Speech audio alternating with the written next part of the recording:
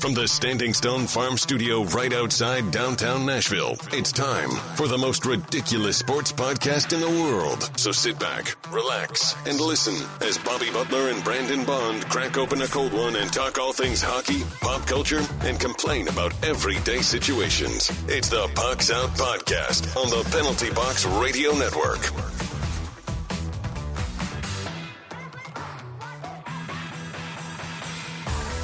Welcome into the most ridiculous podcast in sports and pop culture. I'm Bobby. He's Brandon. Hey-o. You can find us on the three majors of social media at Pucks Out Pod. Now let's crack open this cold Mayday beer and let's get after it.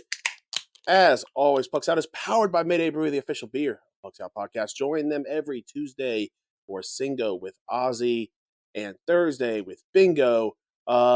Maybe we'll get back out there soon and host another amazing night of bingo, having some more dance contests, and just have an overall good time where I guarantee you'll make some friends. I will not. I don't guarantee that. I don't guarantee that. I don't. I just want to say, Bob, it's great to hear you in this, in the minute in which you're speaking and not having to wait a minute and a half to, respond like we're on different galaxies. I felt like we were killing ourselves last week. Really had to show our professionalism. I'm sorry, what was that? Repeat that? You broke up. I'm kidding. But yeah, today we are covering a bunch of news, some NBA playoffs, and of course the always amazing Stanley Cup playoffs. But first, we have a little shout out to do. Friend of the podcast and the stream, Mr. Taco, who is a great streamer who does all of his streaming for charity for the Boston's Children's Hospital. Sent Pucks Out a little treat of his customized hot sauce that you can see right there. Thank you it says thank you for your support.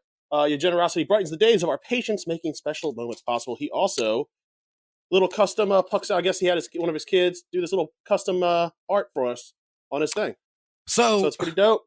That's super awesome. Super big shout out. I follow and watch from time to time. But what it does tell me, Bob, is that he doesn't actually listen to the show because he's a way better person than we are. Or maybe he listens and he's like, okay, I am a really good person. Like, listen to these fools. They don't care about nothing. I think I've heard them on a couple occasions say that they would sell out to Russian state media if given the appropriate deal, which is still on the table out there. I heard that they're throwing Tucker Carlson's offers out there. I just want to say we are still available, for whatever you could need. So, but yes, shout out for that hot sauce. I do see he only sent you some. And you didn't send me any, so I only got one bottle. But here I'm going to do a quick taster of it. I think it's just the oat before it starts dripping.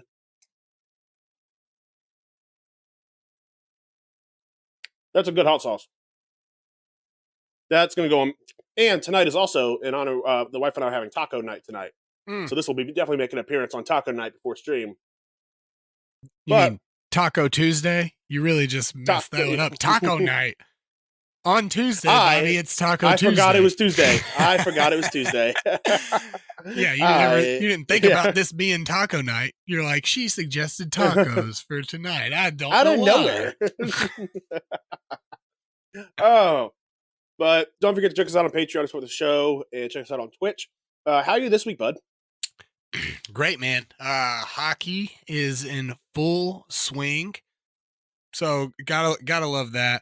I've just been playing a lot of Xbox, dude. I've been playing a game that is not getting a lot of support now, and kind of been abandoned by the developers, I've heard, but called Empire of Sin. Have you heard of it? Have you heard of this? I have not heard of that. No. Essentially, heard of that. You are you get to pick like a 1920s Chicago gangster, and you're taking over the neighborhood, each neighborhood. Piece by piece. The combat is it's almost like Dungeons and Dragons, like where it's a grid and you're moving and each player has weapons and you can hire new gangsters. And it's a little buggy, and people are pretty mad about it. Like they came out and they sold immediately a 2-season pass for folks, and then like nothing really came out. And so, but it's on Game Pass, so I'm totally totally down to play some of that. Tried to go and get Red Dead Redemption 2 at McKay's, and then the disc was messed up, so I got to take that back and get a new one. But I've never played it, and I've heard. Well, great you things, so. you didn't go digital like a maniac. No, why would I do that? I got it for cheap at McKay's. You can get it for cheap online, I think. Well, I was going to say on Steam, you can get it for like $10 digitally, but that's not Xbox. But it's an Xbox, so yeah. Yeah, I just go. I mean, the Series X has a disc thing, guys. There was no option for a digital only. Yeah. And I like being able to go and get those cheap games from McKay's, because we always sell a bunch of crap there, and we have like leftover money. I'll pay like $8 for it with my McKay's dollars, bro. So get out of my face. Are you kidding? Me? It's like, oh, what an idiot. Should have gone digital. You're dead to me, Bobby. Just tell me how your week was, dude. Yeah. That disc was also dead to you. Good, man. Got back from bachelor party in Virginia. It was a really good time. Had a lot to drink. We floated the keg of Blue Moon. Killed a couple of cases of beer, played some games. It's in a place called Cape Charles, which is like its own little secluded community in Virginia, right on the beach. And that little peninsula of maybe 10 by 10 blocks, is all open container once you get onto the peninsula. And you're allowed to, well, you're not allowed to drive the golf cart while drinking, but you can't be drunk while driving. You just can't be actively drinking. Gotcha. So we were just driving around golf carts on the streets, drinking, having a good time. Weather was amazing. It was a good time. We went out on the beach for a little bit and just, drank a bunch and had speakers and stuff. So it was just a good, chill, drunk bachelor party. I'm happy to be back. Got another crawfish boil coming up this weekend, which is always fun. Dope. But quick fit check with the NBA playoffs, and we'll talk about a little bit the Grizz, hopefully extending the series, rocking the Grizz hat, and just a little, I think, Dominican Republic Hawaiian. Nice. Yeah, I went with same thought process. I went with the Mike Bibby Vancouver Grizzlies jers, and just went with my, as you claimed it, my Rob Lowe version. I'm like Rob Lowe from Wish with my USFL hat. No, we have Rob Lowe at home. Right. No, we got Rob Lowe, and it's just me with my USFL hat. So,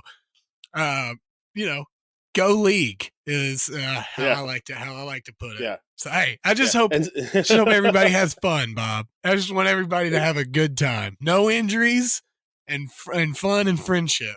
Not promising the friendship though. Won't promise that. Won't promise. Instead of like Rob Lowe would say outstanding, you say it's mediocre. Yeah. It's okay. Let's jump into the news. Everything you need to know about what's happening on the ice. It's time for news from inside the boards.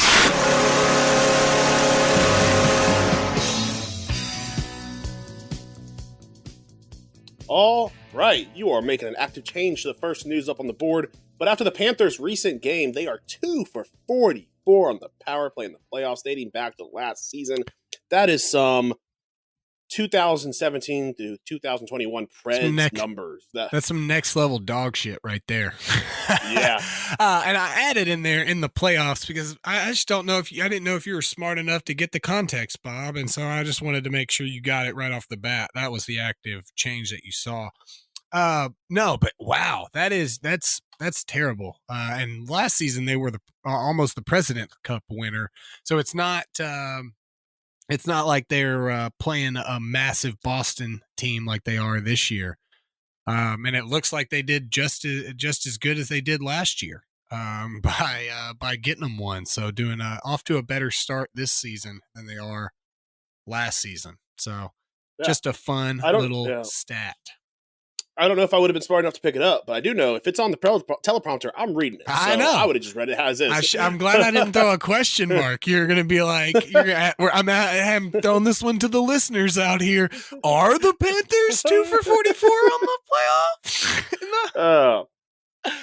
Sebastian Aho leads the Canes in career playoff goals, assists, and points. And for those of you that are wondering, yes, that is the Sebastian Aho that plays for the Canes.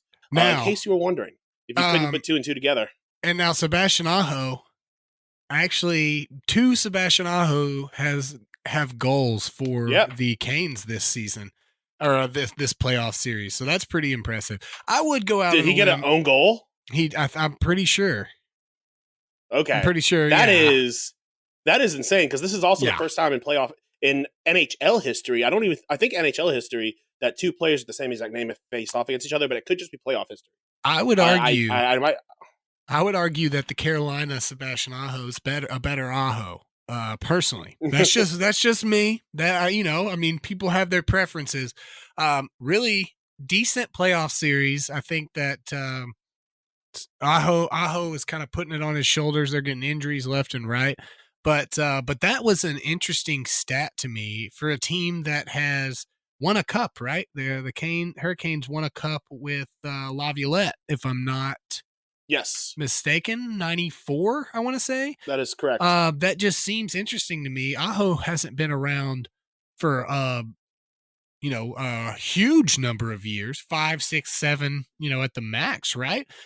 Just seems crazy that he is their points leader. And you like how I put in there that he is the career leader in goals, assists, and points.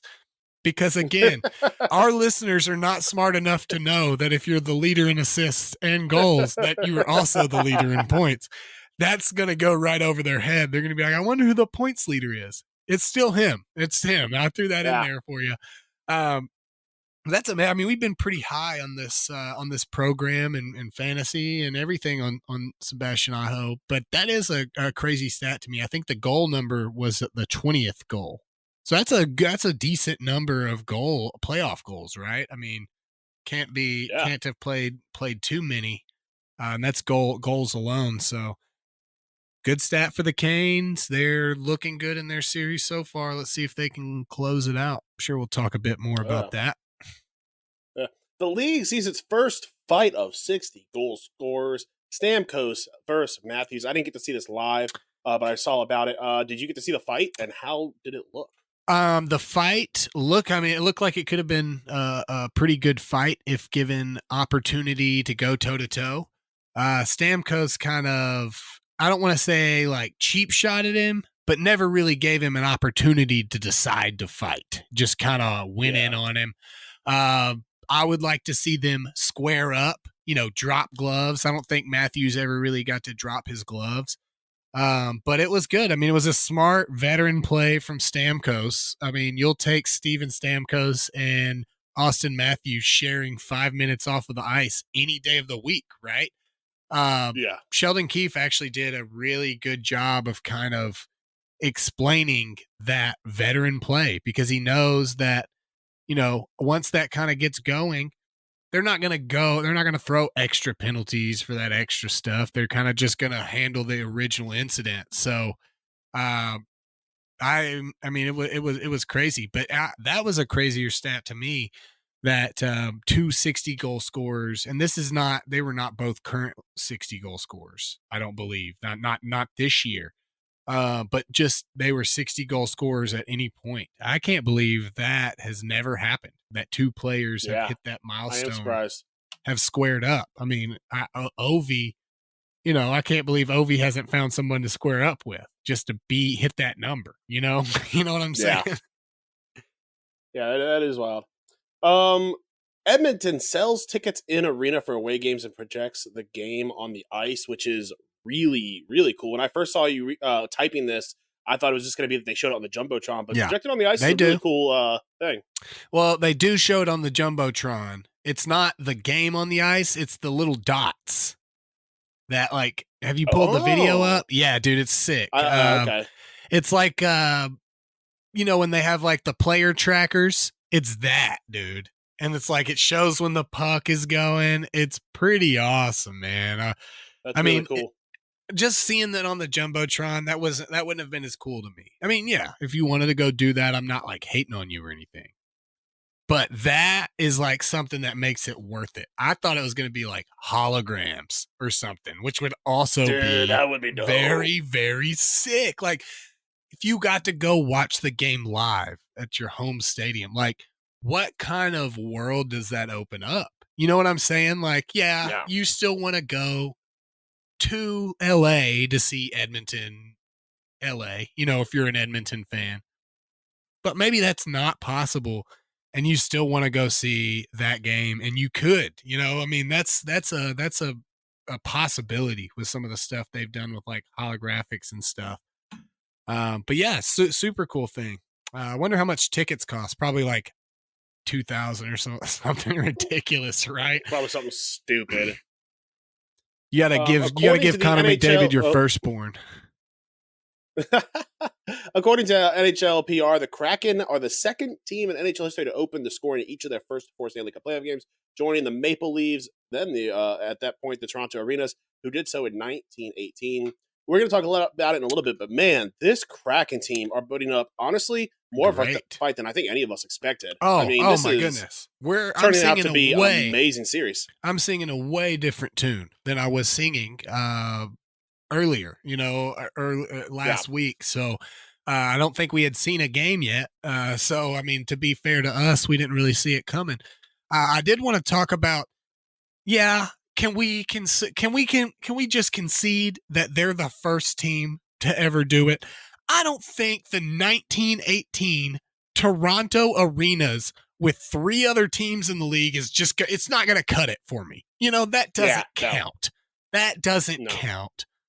So in a era where we have 32 teams in the NHL and all of them can vie for the Stanley Cup, I would like to say that the second year expansion team, Seattle Kraken, are truly the first team that's ever done this. Yeah. You know, personally, and this could just be an arbitrary number. This is obviously something that can be changed, but I think that records should, obviously there's a place in record books for all this kind of stuff. If in the Hockey Hall of Fame they want to talk about the Toronto Arenas, obviously yes. Yes. But I think if we're talking about active records, they should only count the current active records for things that when there was, you know, like they get replaced once there is like more than half the team. For example, we have 32 teams. Maybe anything that comes from a time when there were less than 15 hockey teams in the league doesn't count. That's bullshit. Let's call a spade a spade. You know what I'm saying? Like, at least when Richard Petty had got 200 NASCAR races, there was still like 30 guys racing with him. You know what I'm saying? Like the sport hadn't evolved, but like he had other dudes racing. Like, you know, you got four teams. And like, well, this team is the only team that scored first in all 4 of their games. They were playing the Canadian. They were playing in the Canadian like straw pennies, dude. There was 7 butchers on the team that actively ran butcher shops throughout the town. Like, of course, they were going to score first in all 4 of those games. Like, it's like when in sports and especially in football, they do this stuff where they're like, oh, this guy has the most rushing yards ever. And it's like, okay, in comparison to the last 40 years, that's amazing. In comparison to a time when there was 8 football games a year, and there's 18, of course he has triple the amount. And guess what he's not doing? He's not smoking cigarettes on the sideline. Jim Brown would have been fine if they would, you know, if they're like, oh, well, black people can only play every 3rd play, you know? My man... No, I'm with you. I was listening to this comedian the other day, and he's like, I always like to listen to like really like old school music, like when records were just first coming around, and like thinking about the time when this was the apex of music. And he's like, you're sitting there and it's like, I like a knock a nickel, knock at it, and then like the parents are like, what is this noise? What is this going? It's like, this is cutting edge, man. You know, this is the music. of our day, you wouldn't understand. Yabbity-doo, yap, yeah. Cale Makar suspended one game for, I believe it was is it interference? I didn't do enough research Interference on the reason call. for that suspension. Yes. Okay.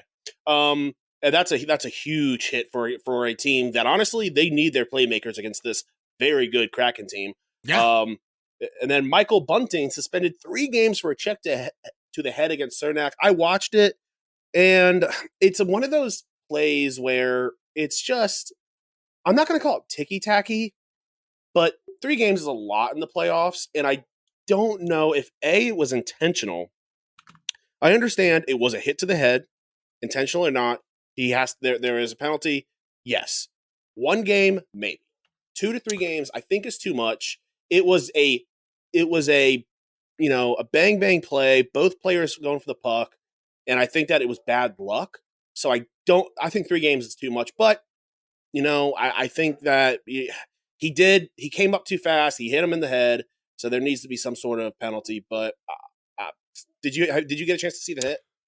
I saw it in passing. I haven't seen the details of the suspension. Has a negative reputation in the league, but he's never been suspended. He was disciplined once and was fined $2,000 for embellishment. So looking at that, his suspension history, that punishment doesn't match the crime. I think what's happened here is Cernak is out, and it's almost like an eye for an eye type of deal. Yeah. You can't suspend. I'm sure that you can't suspend them indefinitely until Cernak returns to duty or whatever. So you hit him with that heavy 3-game suspension, because Cernak already missed the 1 game, and it seems high to me. So I'm gonna rewatch this real quick. Yeah. And while you do that, the Kraken win the first home playoff game in the Climate Pledge Arena in an overtime stunner. I was watching it live last night, and it is so fun to watch good hockey sometimes. As Preds fans, sometimes we watch some lackluster hockey. Yeah. But holy crap, man, that was high intensity the entire time. Great passing, great talent on both sides of the ice, and it was fun hockey to watch. Jordan Eberle just a dirty move to get that game winner. At first I was rooting for the Avs because I got a good bit of Colorado guys on my fantasy pool, but then I was like, you know what? I want this series to go long, and I think getting the Kraken winning this at home. Mika Rantanen had already gone off for me, so I highly enjoyed that game. I don't know if you got to see the ending of that game or not last night. I didn't. I passed out by the time it finished up.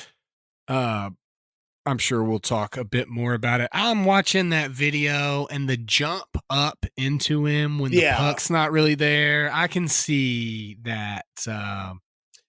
I think it's, and I agree, but when watching it in slow-mo makes it look so much worse than it really is in but real time, I think. Let's not look. We got to hold these guys to the same standard, right?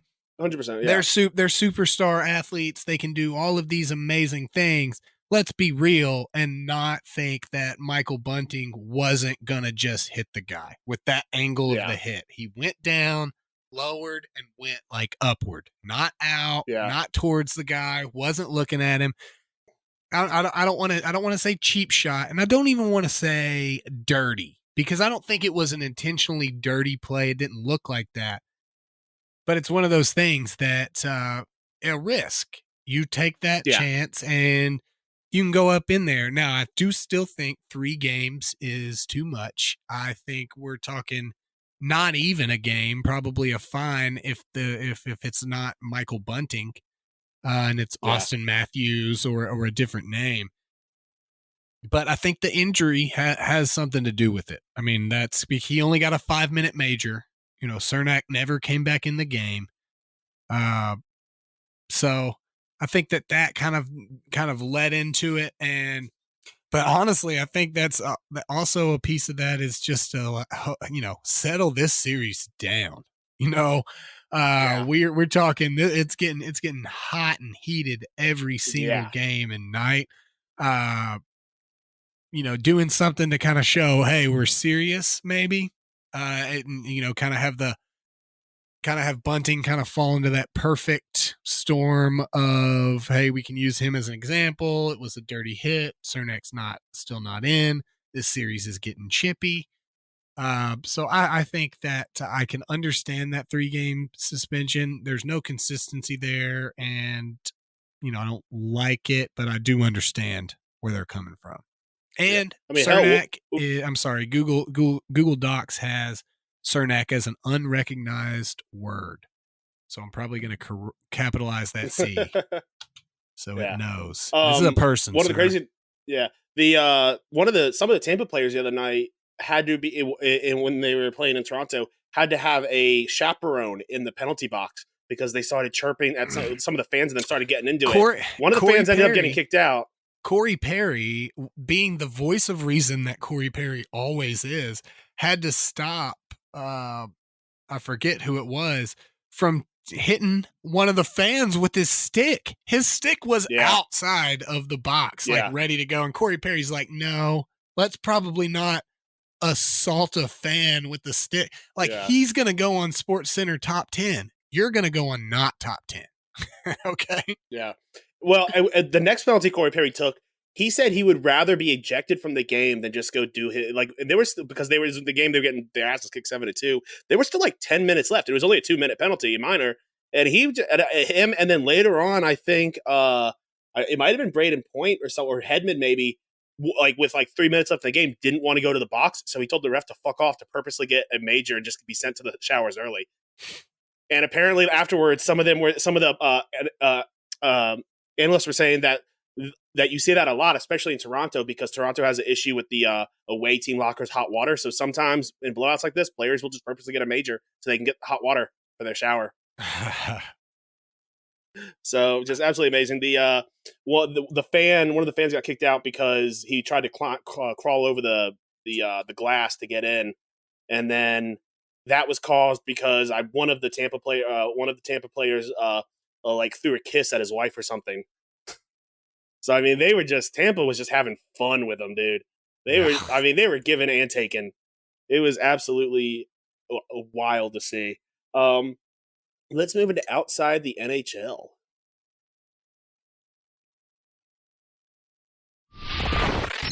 Now that you know what's happening inside the boards, time for the rest of the headlines with news from outside the boards.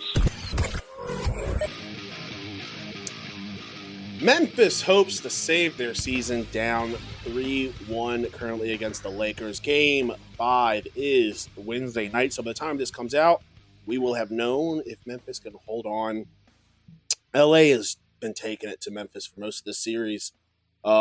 So what are your thoughts? I haven't gotten to see any of the actual gameplay, but what are your thoughts on the actual series? I told Sass before the series started, unfortunately, the Lakers are clicking at the right time. If all of their players are healthy and they're into playing basketball, it's going to be a hard team to beat. Anthony Davis, LeBron James, D'Angelo Russell, and they're getting play from, Reeves. Their role players are stepping up to the plate.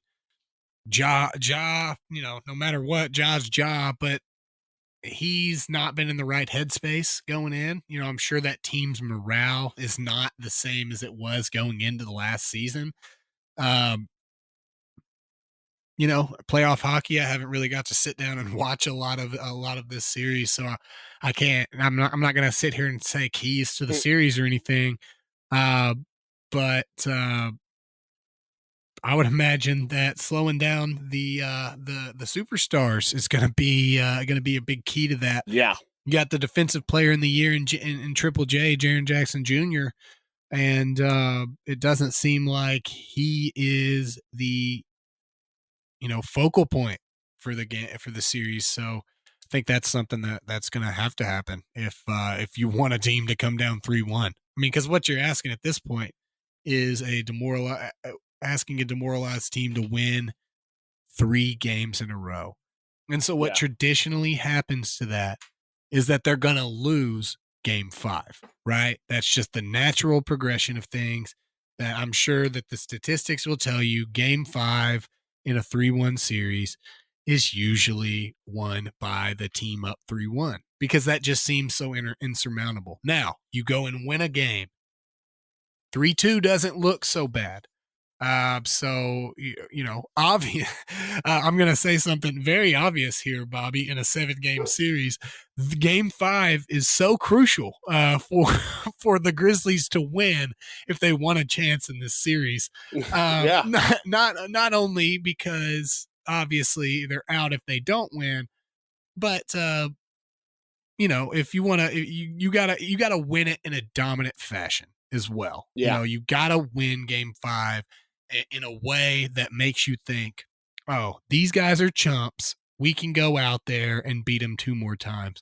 You can't leave that window open for a team like LA and a guy like LeBron James, who, like him, you don't like him. He's won a couple of NBA championships in his day, and he's still 6'8", and he's still LeBron James. So it's hard to make a case for the Grizzlies right now, Yeah. Aaron Rodgers trade to the Jets is officially official. Not sure what was holding him up. I guess money talk, other consideration stuff. But he will be wearing a different shade of green this coming up season. I have the official trade was the Jets are getting Aaron Rodgers, pick number 15, and a 2023 5th-round pick number 170. The Packers get a pick number 13, 2023 2nd-round pick, which is number 42, a 6th-round pick, which is number 207, and a conditional 2024 2nd-round pick that becomes a first if Rodgers plays 65% of the plays. So you would have to imagine, barring injury, 65% of the plays are going to happen. Pretty decent haul for the Packers, trading up 2 spots. Already have a quarterback, not having to go to the drawing board and draft a quarterback there. Another 2nd-round pick. Pick 42 in the NFL draft is a great pick. It's not a bunch of scrubs leaving her. It's not pick 42 in a fantasy draft, Yeah. Another 6th-round pick, which, I don't know if you know this, Bobby, but Tommy Brady, he was a 6th-round pick. So maybe they'll pick, Jordan Love's successor. Nobody talks about it. It's a little known fact. And then another first, assuming he plays 65% of the snaps. If he doesn't, it's still a second. And if he doesn't play 65% of the snaps, then you've won anyway, right? I mean, if you have to take a second for that and he's either bad or gets injured, you still walk away like a bandit from that trade. For the Jets, I don't think it's so bad if it works. I think it's something that you got to try something when you're playing football in New York. It's just, there's no room for, hey, let us build, let us build it up type of deal. 100%. 5 NFL players suspended for violating the league's gambling policy. One of them would have been legal otherwise, but it happened at team facilities. Just absolutely idiotic stuff for these guys to do to possibly throw away their NFL careers. I think you've got the list and who all was involved with this. Jameson Williams is the one who got a 6-game suspension, and it was a legal bet that was placed in like the team clubhouse or something. Like he was betting on baseball or something, because that's what I'm imagining Jameson Williams doing is he's a big baseball bettor. He's got like an Excel spreadsheet and everything, and he was showing it off in the clubhouse. I don't know. But Quintez Cephas, CJ Moore, and Shaka Toney all have been suspended for a year for what I would have to imagine is actually gambling on the NFL. Most play for the Lions. Oh, I'm sorry, and Stanley Berryhill also suspended. But Shaka Toney played for the Commanders. Jameson Williams is on my dynasty team, so I could have told you that he was going to get hit with the gambling charge sooner rather than later. I'm just lucky it's not a full 2-year type situation. It didn't happen in the middle of the season, so I lose him again. So, but it looks like with the legalization of gambling and it becoming more relevant, is this going to be a bigger thing? Or did somebody, as you said, be snitching? I have no idea. But we'll have to see, because I mean, we've already had what is now 6 gambling suspensions, which makes Pete Rose pale in comparison to those fools. I think he only got caught the once. So yeah, if I'm a team, I am instituting not just policies, but some fucking firewalls on their Wi-Fi to keep this kind of shit from happening. Like, you got to keep your players playing. You know, you can't just trust. You can't just use the honor system on this I'm stuff. instituting requirement for a proxy gambler. Like, you have somebody that walks around with you and you're like, man, I bet that, the Patriots are going to beat this team by X points this week. Just a general statement. And that proxy bettor puts in the bet, unbeknownst to the guy. But then he's a really nice guy, and he said, hey, you gave me this tip. Here's your profit money that I won this. But because it was your tip, I'm just going to give you the profit, not the stake. This guy never staked anything. So I don't know what you think about that, Bob.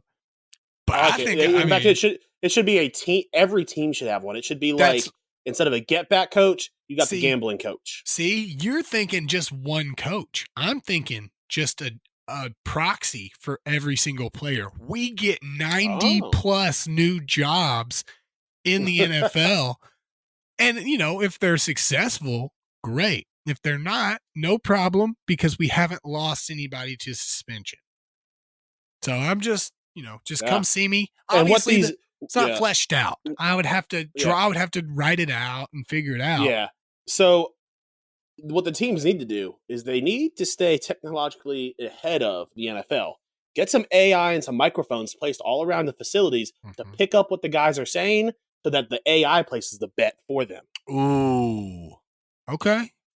Well, you mean they're like, hey, no person, no member of the facility of the team of the organization placed the bet.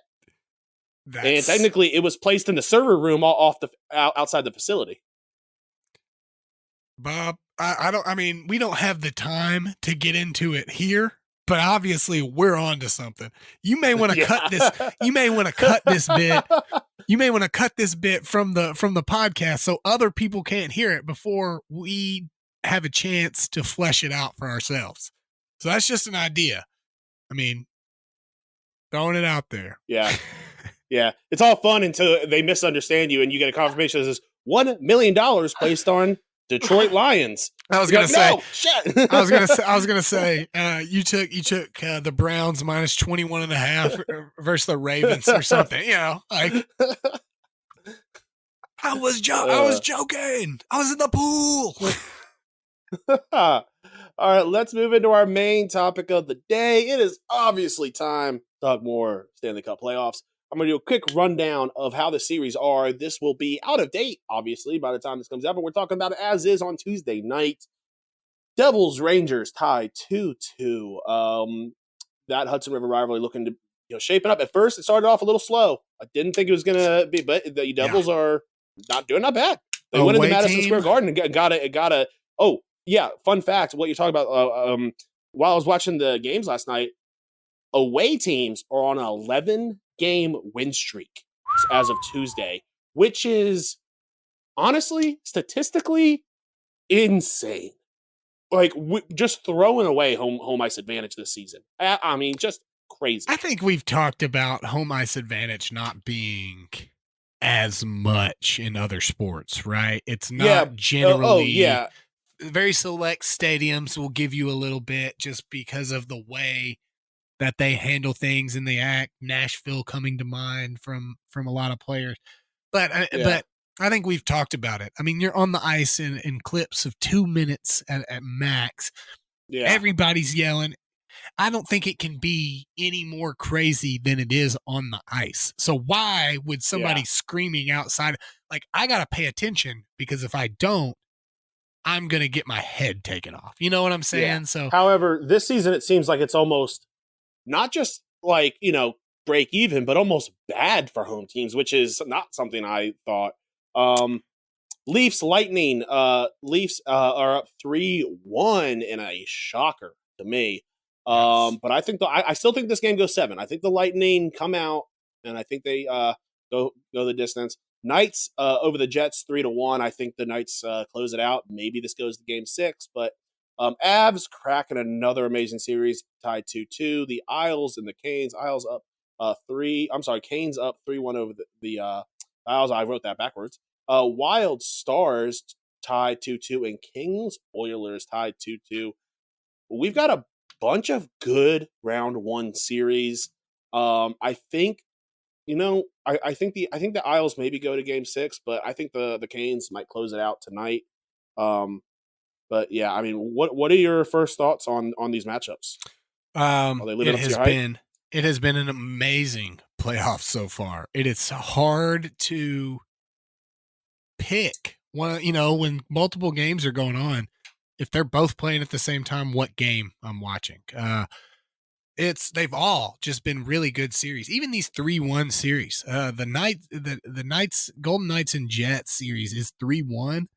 But the Jets have given them a go almost every single one of those 3 wins that they've taken. The Kings have given everything they could give to the Oilers. Up 3-0 this last game, and the Oilers returning fire, coming back and winning. We're getting really good hockey. We're getting really good hockey from the people that are supposed to be playing hockey, which makes a difference. We're sitting here, and every year the playoff hockey's great. But what makes playoff hockey great? When your stars are playing great. You mentioned Rantanen earlier. The breakaway from Evan Rodriguez to McKinnon, and he makes this crazy cross-ice pass to Rantanen, who's too far. One hand pulls it in, catches it with his stick, pulls it in, and yanks it in across the goalie. And that being, a secondary highlight to that game, meaning nothing with that overtime winner coming into play. We all three, Davey started out a little slow, but in our playoff fantasy pool, we all three are coming on strong, dude. Yeah. Everybody has had a great draft so far. And from some of their later picked guys, I think at this point, Bob, and I don't think I've ever had this, I don't have any players with 0. Even Jack Campbell, who is the backup, got pulled in on that 3-0 roping and came back and got a win for me. I'm loving it. And I don't know if it's just because the Penguins aren't there to ruin it for everybody, Devils Rangers is great. The stars are showing out there. Patrick Kane is showing up. Tarasenko's showing up. The stars have been showing up in Minnesota and Dallas, but yeah. I mean, I'm sorry. The Rangers have been, oh yeah, I gotcha. Wild Stars have been a series that I probably haven't watched enough of. With how good it's been, but I mean that's a series that could go either way. I think the only one that's really, really locked up is the Canes Isles. I just don't think the Isles have enough firepower to overcome. But I think the Jets do. I think the Jets could very easily push this to a game 7. Is it likely? Probably not. I don't think so. I kind of leaned with what you were saying. The Golden Knights are just being the better hockey team, but I wouldn't be surprised. The Lightning, like you said, I could see it getting pushed to 7. It's just I'm sorry. One series you didn't put on here for some reason is the Bruins and the Panthers. Oh, yeah. And that's a 3-1 series, and I don't see the Panthers coming back, but they're giving it more of a go than we thought that they were going to as well. Yeah. They roped them in their one win, 5-1. Yeah. So we talked about going into this playoff. The series that we were probably most excited for was the Devils Rangers. Has that stayed consistent with you? If that game's on, you're watching that over other series, or have you kind of changed your tune? And let's go with like the most exciting series. I'm sorry. Let's go with the most exciting series and the best series. They can be different for you, and they can be the same. I think they are the same for me. Okay. But yes, I am always tuning into that Devils Rangers game only because it's on the East Coast, and it's usually not on at the same time as, in my opinion, the best series, which is the Kings Oilers. Okay. That series has been absolutely fireworks. It is exactly how we thought it was going to be. If the Kings can shut down McDavid and Draisaitl, they win.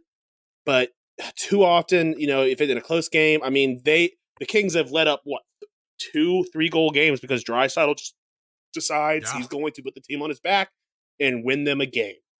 McDavid hasn't really been the lighten up the goal scoring this playoffs, but he's been facilitating points like crazy, doing exactly what he does best. I think the Kings can win this. I think it's going to be close. I think it's closer to a 50-50, but I think the Kings win this in 7. I think the Oilers have a very tough road. This in a 7-game series, you need to hope that McDavid, because what's going to happen is if the Oilers want any hope, McDavid and Draisaitl need to be getting a lot of minutes on ice. They need to be huffing and puffing every game if they want to win. And if this gets extended to Game 7, those guys are going to be sore. They're going to be tired. Kings, you've got RV and Kevin Fiala out there just absolutely killing it. You've got their Kopitar and these older guys who are just showing that experience means something. I was going to say this Kings team is very well put together. I kind of said it earlier. You kind of just touched on it. The upper echelon of hockey players that get paid the money to do this are playing, especially in that series. So to answer your question, I think the most exciting series for me has definitely changed. The most exciting series has definitely been this Leaf Lightning series. Yeah. Just the compelling nature of it. This 3-time, Stanley Cup champion, or 2-time Stanley Cup champion recently, but have been to 3. And the Leafs, can they get over that hump? We've seen them up 3-1. They were up 3-1 to the Habnadians. So let's not count our chickens before they hatch. But I agree with you. The best series has clearly been the Kings Oilers. Third question for you: most shocking so far? I think it's very easy. Yeah, okay, very easy. Very easy answer to that. The Avs Kraken has been the most surprising. I think that we did not give enough credit to the Kraken.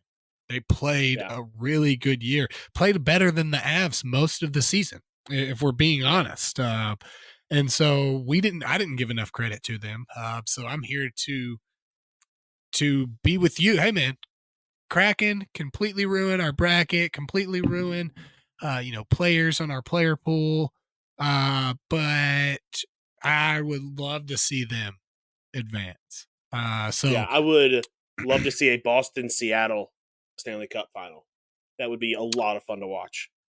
If it's gonna be Seattle, I'd like to see another team that hasn't been there in a while. Maybe the Devils or the Hurricanes that haven't been there in a little bit. So, but I'm with you. I think that it could be any set of combination we could get is gonna be great hockey, because we've had great hockey so far.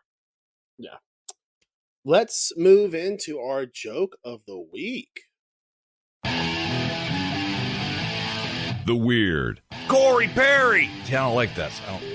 Wild. I think the first read was a good one. Now I'm overthinking it. Outlandish. Each sixth chick sat on a stick. Little tongue twister. And downright dumb. You're kidding me. It's time for the joke of the week. This story comes to us from the Dutch. Earlier this week, Belgian authorities destroyed every single drop of a shipment of 2,352 cans of Miller High Life in Ypres, Belgium, for being illicit goods and counterfeit beers. In Belgium, being very close to the Champagne area of France, they take the word champagne very, very, very seriously. And if your product is in any way labeled or could be advertised as any form of champagne, and it is not champagne, it is counterfeit. Well, the champagne of beers was detained and in February, and after going through the law court process, Belgium has labeled the champagne of beers as counterfeit, and it has been and is illicit goods, and it was all destroyed. Wasn't Charles it just Diomir? I'm sorry. Wasn't it just a guise though? It wasn't like a business was trying to run it through. I think it was just like a dude that they just like went and like, no, you can't even have it, right? I think it was I believe it was a company that that imported it in. I'm looking to see.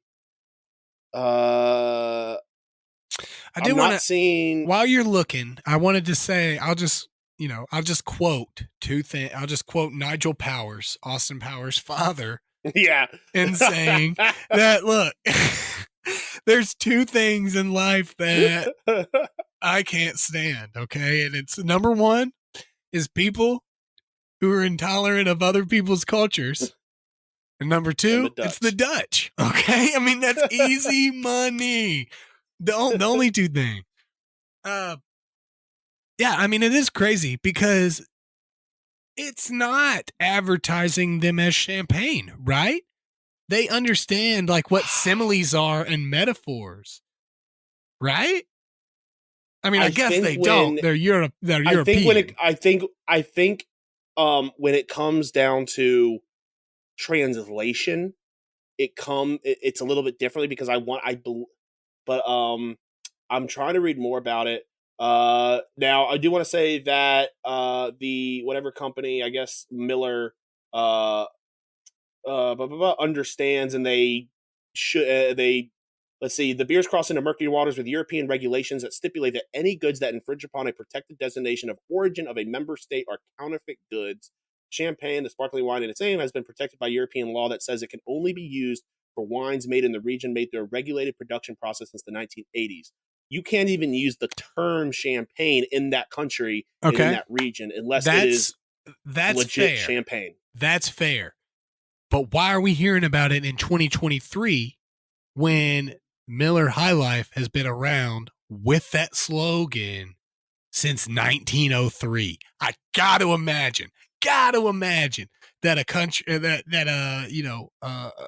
a place like Europe, this would not have been their first encounter with beer like this, because isn't Heineken? It's just Heineken's like a cheap domestic beer there, right? Like it's gross to them. But it's only in certain areas. You can sell this in other areas, but you can't sell it in Belgium and in areas of France. This could be the first time that it has actually been imported to Belgium. Belgium is a place with a bunch of beer, and they probably have no interest in American light beer for the most part. Okay. Well, see, I disagree with that because, like, again, Stella Artois and what was I? Well, they might be bringing in Miller Lite, but maybe not High Life. If they're bringing something in, they're probably bringing in Bud Light, Miller Lite, maybe not. Let me hit you with Miller this. High Life when they have all their own beers. Let me hit you with this. Schlitz. Yeah. Okay. We sell that here, dude. You know what I'm saying? Like, they love beer more than we love beer. And we love beer. We actually don't love beer as much as we love getting drunk. They love beer And so I would have to say that there are people there that are like, I want to try this champagne of beer. Like, dude, we love Natty Boh, and arguably Natty Boh's not a great beer. But would you drink one right now if someone gave it to you? Of course. Heck yeah, because it's nostalgic. So that European that comes over here and gets drunk with an American on Miller High Life, and he sells him the champagne of beers, brother. Look, this ain't no Champagne France type stuff. This is America. He's going to go back and he's like, dude, I had the best beer ever. And nobody will ever be able to dispute him, right? He's just a small businessman wanting to import the champagne of beers to Belgium, and he can't do it. And so I feel for this guy. It's a joke. Also, it could also just be that they found the one Dutch guy who can read, and he saw the word champagne for the first time. That's it. That's it. Remember, rule number 2, Bobby. Rule number 2. Boom. Get it, Dutch. You've been Dutched. Yeah. Let's move into what's snapping your stick.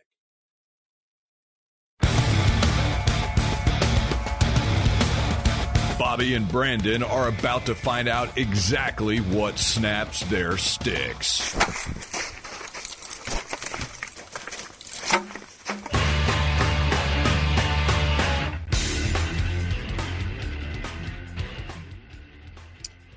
All right. Thought of this in the last minute. I didn't have one at first, so I was just going to say the Dutch, but I actually have one.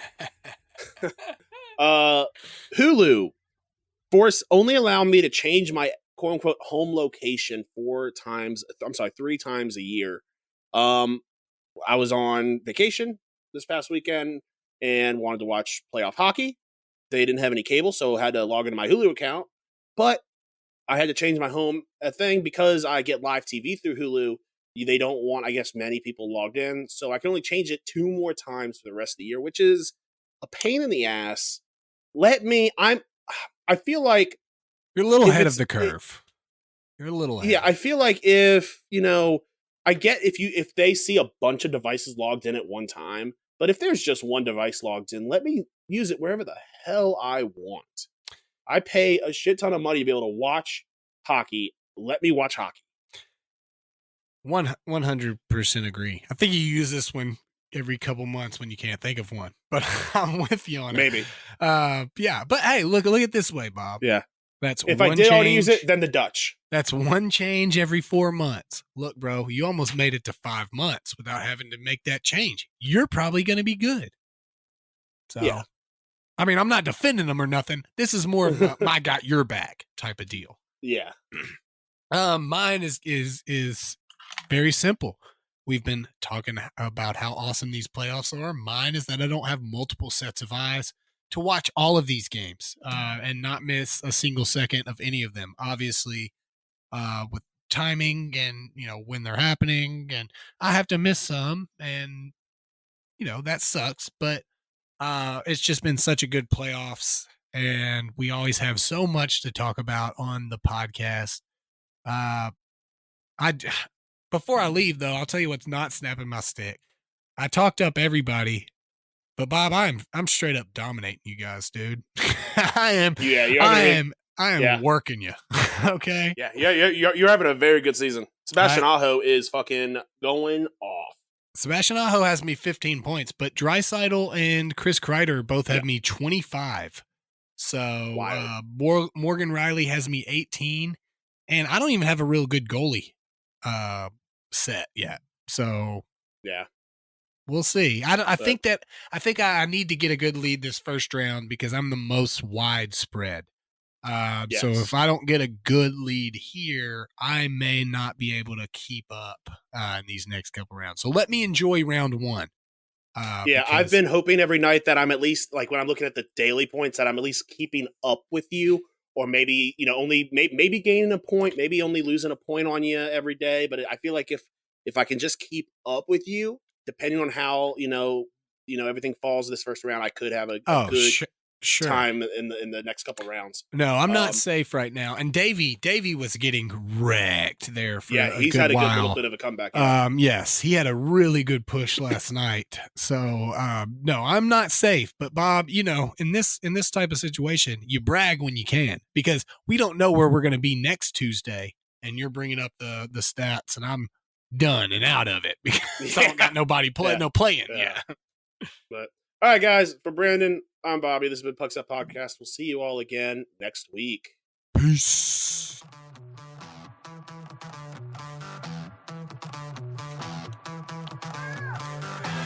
Thanks for listening to the Pucks Out Podcast. To see what other ridiculousness the guys are up to, check them out on Twitter and Instagram @PucksOutPod.